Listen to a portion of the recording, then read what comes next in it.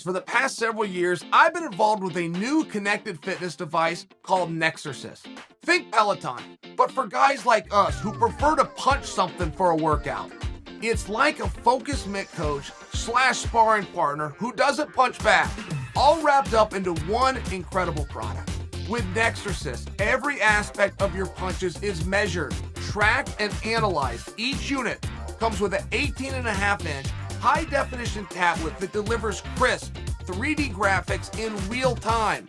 The multi-axis strike pads are incredible. They're loaded with sensors that provide power and accuracy data in real time.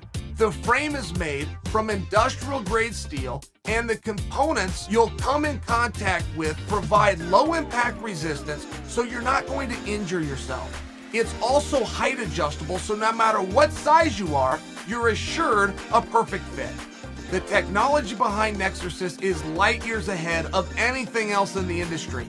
Its cloud-based N3 software provides dynamic video and animated training connecting users from around the world. There's a ton of stuff I can't share with you today, but I promise I'm going to tell you in the near future. In the meantime, go check out Nexersis.com for more information. Official prediction, Glover Teixeira, Jan Blachowicz. Guys, I'm putting the hex on Glover. I'm doing that for nostalgia, aren't I, guys? I'm not thinking with my head. I can't change it. It doesn't matter if ESPN tells you guys I'm a great analyst and go listen to show. It doesn't matter. I only have a couple of ways to think as well. I can be analytical. I can think with my heart. I can think with my mind. Try to use my eyes. Try to see what I say. Am I using nostalgia there, though? There's just something so cool about Glover's chances. Because moreover, when I tell you I'm predicting Glover to win, moreover, what I'm hoping you hear, and this happens sometimes, it's only occasional, but it is definitely happening now. What I'm hoping that you hear with that prediction is Glover can win. I'm saying Glover's going to win, but what I'm hoping I grab you at is Glover can win. And the media has grabbed a hold of Glover so tight, and they're so impressed that 41 plus years old, he might have crossed 42, by the way, can be a number one contender. A legit, beat everybody in his way. No argument, number one contender. That is such an accomplishment in and of itself. But the media is feathering the nest for Glover's fall. Not going to be part of it. If he falls, he falls. Got nothing to do with age. Nothing. It's nothing to do with experience. It was going to be mano a mano, and Jan's better than you, or he's not. I don't want to feather that nest. I want to pull the feathers out, and I want to throw concrete down. Now, I have a relationship with Glover. Do you guys remember, if you followed my career, do you remember when I had the back and forth? And it was the entire country of Brazil as a way of getting a fight with Anderson Silva. It was just all of us, all of them, taking them all on. And they got on board. They were fantastic partners. They were willful participants. Oh, you don't like us? We don't like you. It was great. When that was done, a lot of people understood there was a performance on my part. And I never knew who was team performance, great entertainment, versus who was, hey man, that guy's a real jerk.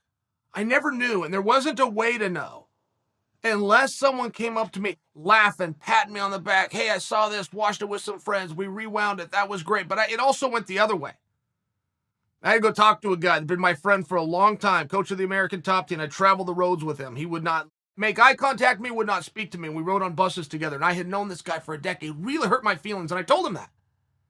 That's the exact words that I said. You've really hurt my feelings. And he goes, but Chael, the first time he looks at me, he goes, but Chael, that's what you did to me. You hurt my feelings. So we worked it out. We worked it out, but that was just one of those situations.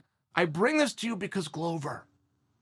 I assume that Glover understood the entertainment and the performance, particularly because he was within the sport and also trying to get his own wind under his sails.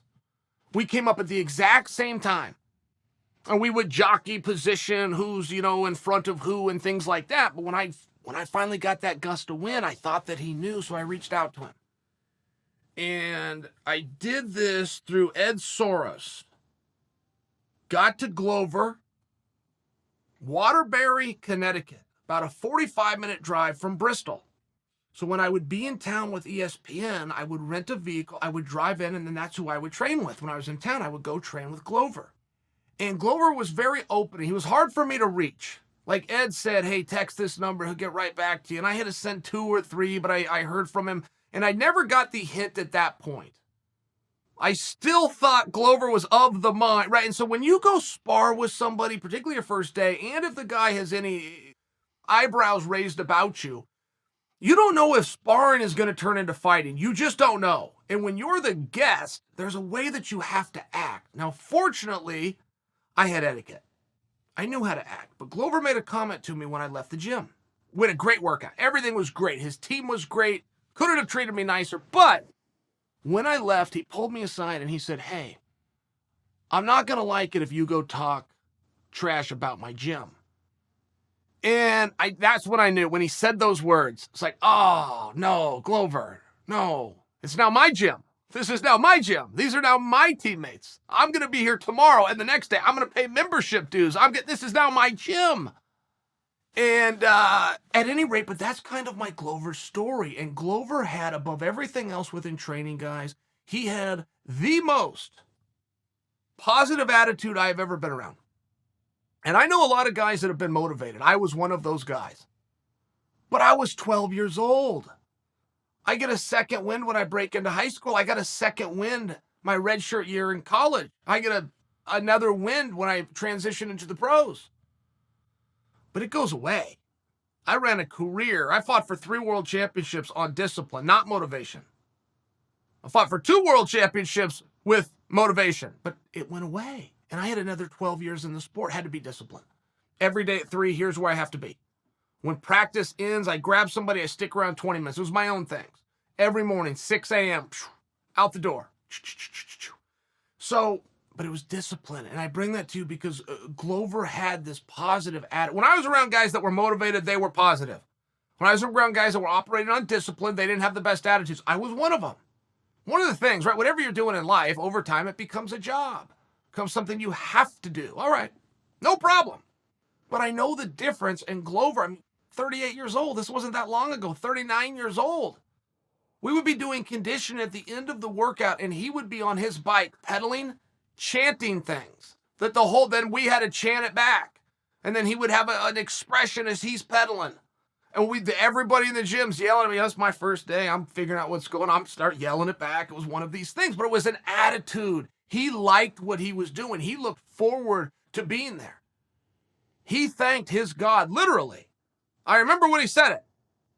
For the life that he had and the opportunity he had to be at the gym training with this team. It's just one of those things. It was an attitude that was special about him. And when I look at Jan Blachowicz, my days of being a jerk to Jan are long behind us. Jan couldn't get a call out right. I'd have to call out his call out. Jan would call guys out that weren't even in the division as the champion of the world. So then I'd have to call out his call out. My days are long gone. When Jan got the jump on Izzy and the way that he did it, not to mention a number of other very good deeds, but that was the moment when it's like, you know what, there's something special going on here.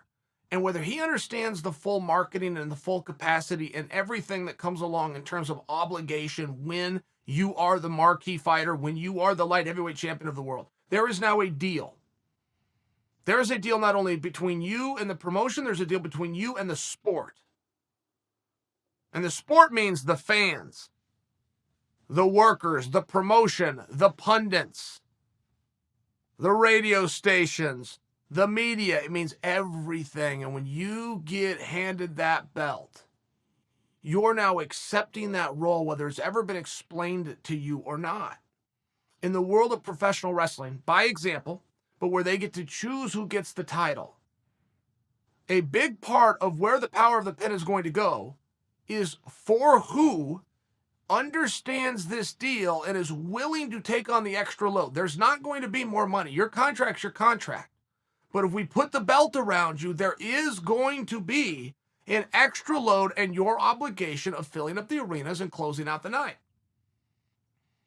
So in a world where you can control outcomes, that's a big piece of it. In a world where you cannot control outcomes, you want it to be a piece. And I think that Blachowicz is going to do just fine figuring these things out. When I see him fighting with Glover, though, I see each other. These are the same guy. Calm, experienced, don't care how bright the lights are. They can punch and kick, but they can grapple too. They can go all night and they can go a little bit longer. Real cardio machines. Blachowicz, a lot of you don't know that about him. I was in that same category, which is why I'm assuming you don't. About the cardio. We didn't see the old Polish hammer going 25 minutes. We didn't see him winning 4th and 5th rounds. We didn't see him after a fight calm enough he can cut an interview. He's not huffing and puffing and type. This guy's a cardio machine, much like Glover Teixeira. It's the same guy. When you talk about the feathering of the nest for Glover, one guy generally in these situations can get to the target before and more often than his opponent. Almost always, you can point that directly towards age when there's a gap. And a gap and being older are not the same thing. 26, 28, one's older, but there's not a gap. It's the same thing. 29, 25, it's the same thing. One's older, there's not a gap. There's a gap here, and generally that will slow down, in this case, Teixeira. But I'm not willing to tell the story that way, because I have no evidence that Glover has slowed down. I also have very little evidence that says that Glover can't take a shot. Did you see what Anthony Smith did to him? You know how bad Anthony Smith kicked Glover's ass in the first round? And Glover came back. So I have no evidence that Glover isn't still Glover. I have no evidence that he's succeeded because he gets a pat on the back and gets to return to #1 contendership. I expect Glover to win a world championship.